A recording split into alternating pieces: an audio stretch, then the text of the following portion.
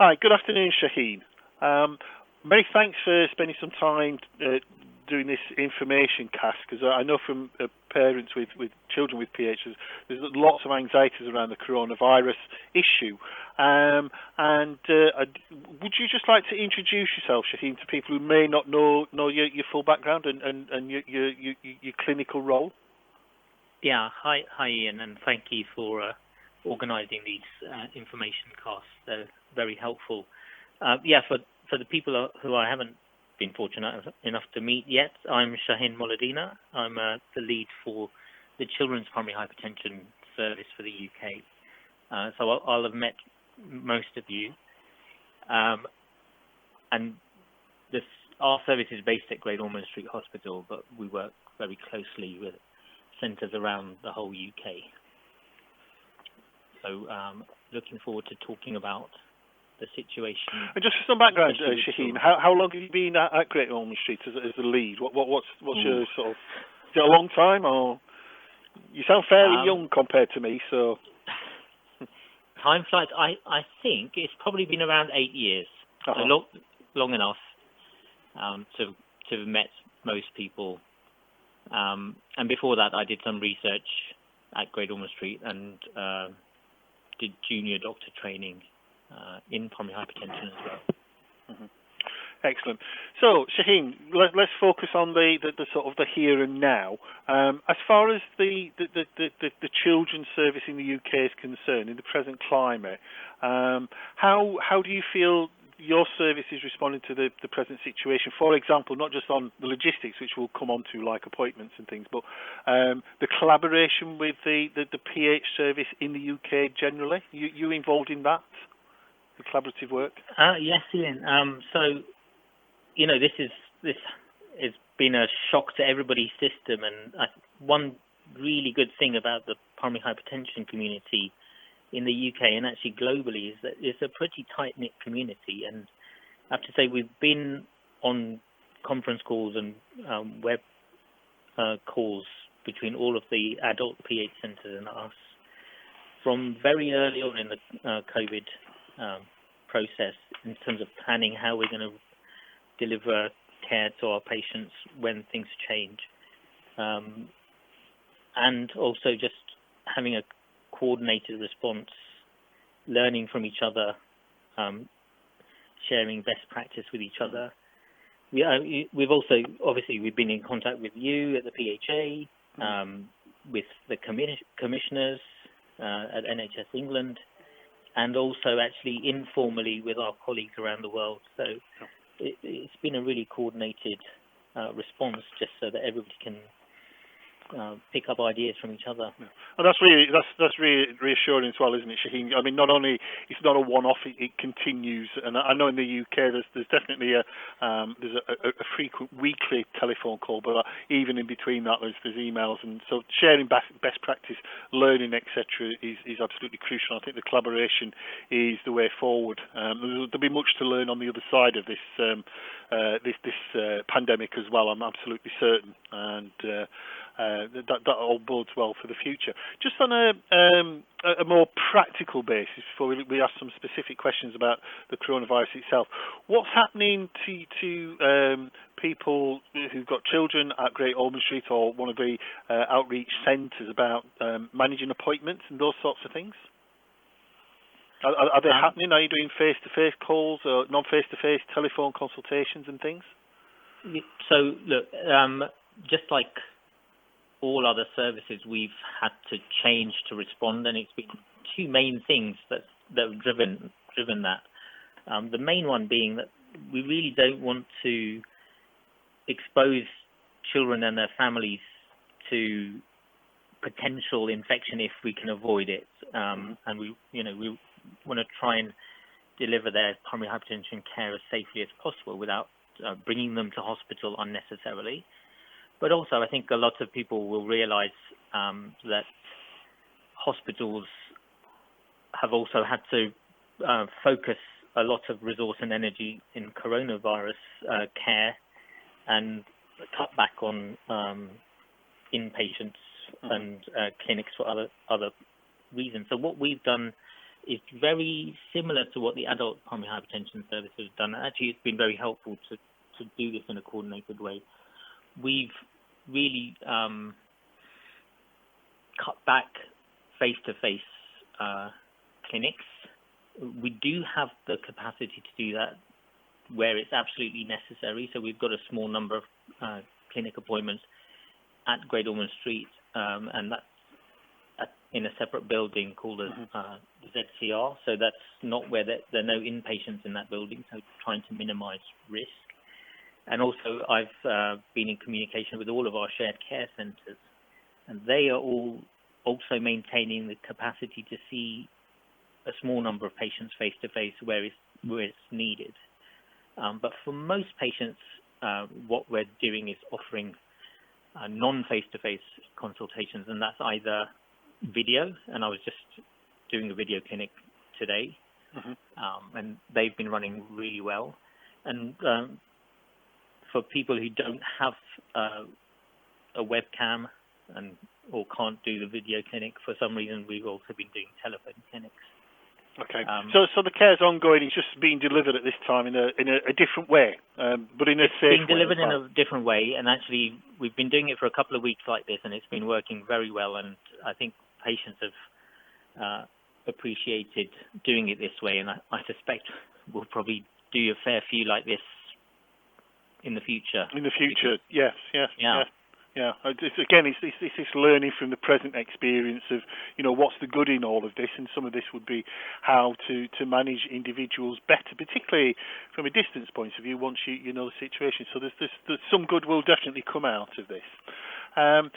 So if one of the questions that we're asked, certainly through our social media and through our website, etc., Shahin, is that it's been very clear, generally very clear, about people with pulmonary hypertension self-isolating. Is that the same with a child with PH? But what's the advice there? Is it the same as an adult about the self-shielding? I think it's a better phrase, the self-shielding. So, in short, yes, that's what we're advising. I mean, the longer answer to that is that obviously we're all on a learning curve with this. So far, fortunately, children seem to be less severely affected than adults. But we don't want to be complacent about this, and we know that children with pulmonary hypertension can become unwell with influenza, and that's why we recommend influenza vaccination. So to be consistent and to avoid risk, we're recommending isolation, and we're working on sending information out to patients to recommend that. We've been working with NHS England to make sure that pulmonary hypertension for adults and children appears on the list of extremely vulnerable conditions.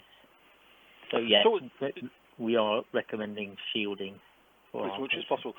So things. I mean, forgive me because I particularly work in adult sort of PH care specifically, but and there's one of the questions in adult care is when we're shielding individuals are being shielded is the need, for example, for maybe because there may be a drug that they're on or something like that of having a monthly blood test. What's the advice there? So this is less about their interactions with yourself in healthcare, but the shielding on that. Have you changed any of the advice on regular blood testing that might be required for that individual? Yeah, we have. We thought long and hard about this, and it's slightly more complicated potentially in children in that obviously the information about safety of some of these drugs is less comprehensive than it is in adults. So especially for the younger children, it's hard to know from the literature exactly what the risk of liver problems is with some of the drugs. And so we've always recommended monthly testing, even for patients who've been very stable. What we have done is actually gone through the list, all of our patients on these drugs, for example, the endothelin receptor, and made sure that we've got up-to-date blood results up till at least February for everybody. And then for the vast majority of patients, we've said that on balance, it's better to shield and delay the blood test until we come out the other end. And we've just picked out the few individuals where we think that, there might be slightly higher risk because of their background medical condition. Right. And for those people, we're contacting them directly and making alternative arrangements. Right. So the general advice is probably it's okay for delay, but you will inform those people, those parents and those guardians, if their child is somebody that that general advice needs to be more specific on that. So you would make that decision and let them know. That's right. Yeah. So, but for the vast majority of people, we'd rather that they look after themselves and stay home than to go to the hospital to have a blood test. And okay. Now, is a very specific question again, Shahin, that we've had and will continue to have, I'm sure. That if a child with PH who's under your care, under Great Ormond Street, whether in London or through one of the shared care centres, it shows symptoms of what people generally now know are the classic COVID signs, right? The severe headaches, a dry cough, a pyrexia, etc. What's the advice there? To the parents and to the guardians? What would you want them to do if they were concerned that their child, etc., may be showing signs of COVID-19? Yeah. Okay. I mean, obviously, people will be hyper-vigilant for these things. And the first thing to do, just like everybody else, is to access the government advice and NHS advice. So that's through the 111 website or by phoning 111, and to take that advice. But actually, we'd also be very grateful if patients could let us know by telephone or email, in part so we can keep track on their progress and check up on them, make sure things are going along in the right direction. But the first and foremost thing is to contact the local services. That may also include phoning up the GP, but I think 111 is the first port of call. Yeah. There's also, as you know, Iain, there's up-to-date and very good advice on the PHA website, which is constantly updated. So I would recommend people check on there. Yeah, this sounds very similar then to everybody, the whole pulmonary hypertension, the whole population, I think, absolutely. Do the same, but obviously, letting like yourselves know if somebody is positive or something like that, then to use the otherwise, the reason for this as well, Shahin, I think it's important for people to understand, is encouraging, is that it's about using what's the safest avenue to get things sorted. It is safer to follow the government guidelines, to use the local services first, rather than to try and wait for something else to happen. That's why the whole structure has been set up this way. That's exactly right. They will have they'll be manned 24/7. They'll have up-to-date advice, and they'll know what local services are in place at any one time. We can and want to join in the patient's care afterwards. We don't want to delay their getting the right care at the right time. Yes, yeah. Okay, so let's take a scenario, Shahin, whether it's with a child with PH or and has what was sort of perceived or thought maybe COVID-19, and they were very unwell and got admitted locally. What would happen there? Do you expect that local team to contact yourselves, or would you want the parents to again let you know, etc.? What should they tell the local hospital? So, child with PH, one of your patients admitted locally, possibly with COVID-19, etc. Would you want the parents, the guardians, to be proactive and let you know, or? Yes, so actually, this is very much like any other time if someone becomes sick, if one of our patients becomes sick and ends up needing to be admitted. Except, obviously, the hospital that they're admitted to will be under a bit more stress. So So we would hope that and expect that the local hospital would contact us directly, and they do. But it's also very, very helpful if parents can communicate with us and drop us a line or phone us up, so that we can make sure that the local hospital's got all of the background information. I think it's always helpful if families take their up-to-date medical record, so the recent clinic letter with a list of medications on it with them.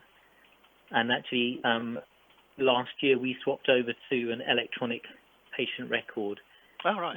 And it's got a facility on it called My Gosh, which any patient can register for, and most of our patients have already registered for, where they can access their clinic letters, drugs, and some blood results from their devices at home, and share them with the hospital that they're admitted to. So really, in essence, it's about being prepared for, isn't it?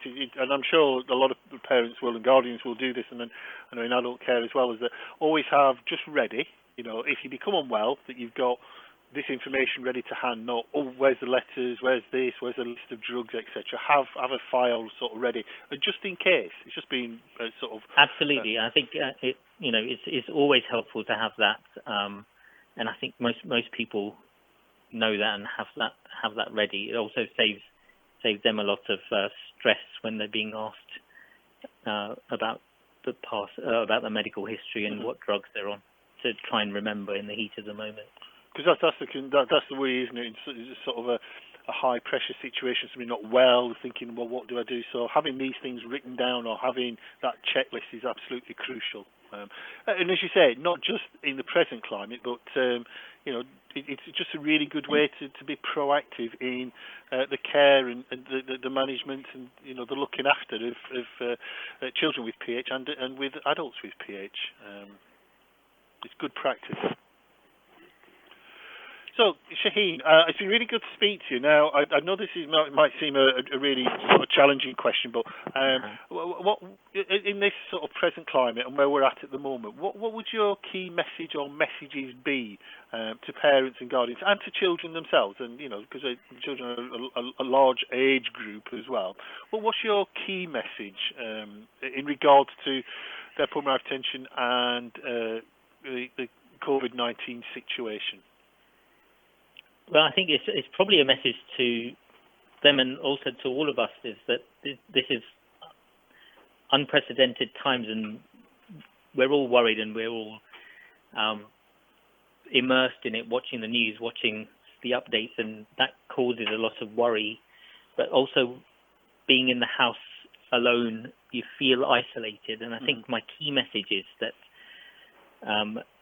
you're not alone, that there's a whole army of people behind you, ready to help, and that they can feel free to contact and reach out for help as people need it. So we'll be here, just the same as always, even if it's virtually. The PHA is there. So people shouldn't feel as scared and as alone as perhaps they do. And I also, just like you, I want to take a positive out of it, and that we will come through it, and hopefully we'll come through it stronger and better, and we'll have learned lessons and new ways of doing things, and actually in the longer term, hopefully, if we'll have improved our services. I think there's a positive in it as well, isn't it, Shahin? Because there's a collaborative work, and I think one of the things that is really reassuring in the UK is that the way that the pulmonary hypertension service is set up, adult and children's care with pulmonary hypertension, is the envy of the world. We've got a structure in which we can together get through this. And it is a team effort. And when we say team in this, it's as much about doctors, nurses, clerical staff in hospitals, but a huge important part of that team is the individual with pulmonary hypertension. In this case, the children with pulmonary hypertension, the parents, the guardians, and it's a team effort. And we will get through this, and we've got I'm absolutely certain on the other side of this that we'll have an even better pulmonary hypertension service than we had before we went into it. So, Shahin, I'm really grateful, and from behalf of the Pulmonary Hypertension Association, we're really grateful for your time. We may get back in touch with you in the future if we need to, just sort of catch up and things like that. And it would certainly be good to catch up on the other side of this, but we will get through it. I'll let you go now, Shahin, and you can put your feet up.